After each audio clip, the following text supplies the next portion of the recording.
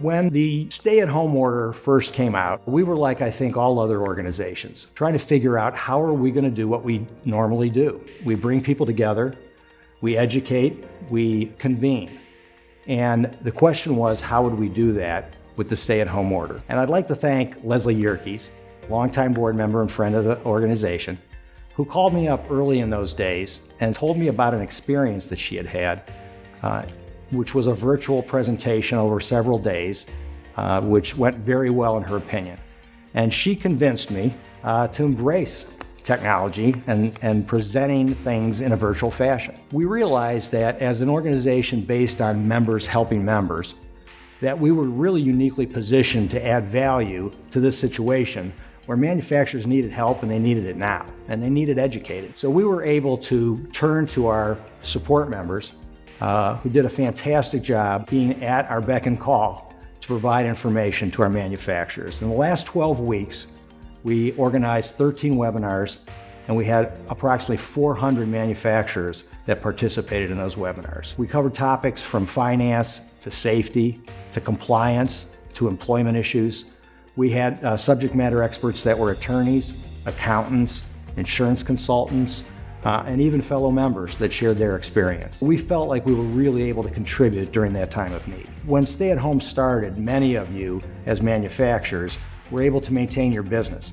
In fact, if you were in a sole supplier position, you probably were very busy because we know that companies were stockpiling those items which they had from sole suppliers. I think all of us in talking to manufacturers knew as well that that was going to come to an end. When you have major industries like the auto industry and the airline industry effectively being shut down, that was going to have ramifications, and we're living with those now. The question became, with all of this uncertainty, how are we going to handle the situation and pivot?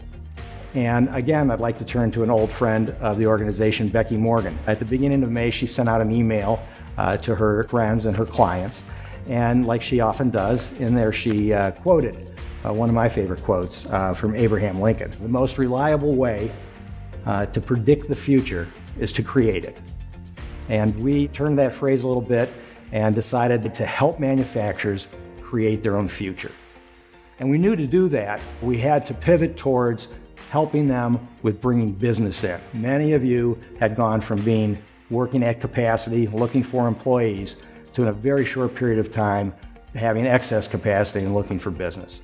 So we've started several projects to help you with that. We're coordinating with the Economic Development Director from the City of Cleveland, David Ebersole, to take the SERI program that we work on with them and use it to take their resources and our resources and find those opportunities for growth in the manufacturing community in Cleveland. In addition, we are initiating a reshoring program in coordination with the efforts of Team Neo and Magnet. With Magnet, we're referring companies that want to participate in their PPE program, which they worked on with OMA, and they did an outstanding job on. We think there are legs to that in the long term in terms of opportunities for reshoring, and so we continue to refer people to them and work with them. We're also coordinating with Team Neo's outreach team to look for other opportunities within manufacturing to have items onshored or reshored. Also turn to Magnet and others to help members in the supply chain to get up to speed so that they can better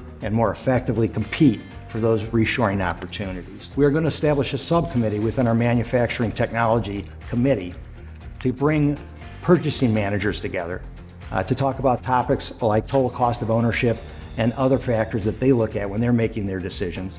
And we're going to bring experts in from the outside to participate in that discussion. We are also going to be rolling out in the next several weeks our growth and transition programming, and we're going to do this on a virtual basis. In that program, we're bringing together 6 to 8 business owners who are interested in 2 things, really. One is optimizing their business, and 2 is working on transitioning their business. It's going to be opportunity for them to learn from each other, as well as subject matter experts. We'll be covering topics from best practices to sales and marketing, all the way to production. We'll also be helping them prepare themselves, their family, and their companies for transitioning, whether they want to do that now or in the future. We'll be calling on about 24 subject matter experts that are support members of the organization to teach these classes. We will also be recruiting, evaluating, and educating potential buyers so that we can better find and match up buyers with our members that are looking to transition out of their businesses. We're in the process of establishing an investment fund so that the buyers will be financially supported and strong enough to grow those companies once they acquire them. And we'll also take pressure off the sellers from having to worry about financing the transaction, basically financing the purchase of their own company. In addition to helping our members through these growth initiatives, we're also going to work on cost savings. We're going to expand our cost savings program to help with profitability. We're going to aim for those expenses that are most important to you to try to help you control them. For example, we have just introduced and will be rolling out Healthcare Captive, which is an insurance pool, and we'll be working with ROUNDSTONE Insurance and OSWALD Insurance on that product. We also think that there's an opportunity for us to help envision a future for manufacturing in Northeast Ohio that allows companies to take advantage of the benefits of having a more inclusive workforce and ownership group. We can help right now and are helping by providing better access to more diverse capital. We're working on expanding our relationship with the Cleveland Municipal School District to take the lessons we've learned from what we've done at Max Hayes. We're working in concert with Magnet and their Workforce Connect sector partnership to work with seniors throughout the Cleveland school districts that maybe don't want to go to college right away, might want to look for employment or a different path to college through employment, and try to get them interested in manufacturing. In addition, we're expanding our relationship with the Cleveland Clergy Coalition and the American Association of Clergy and Employers through our Get to Work Now program.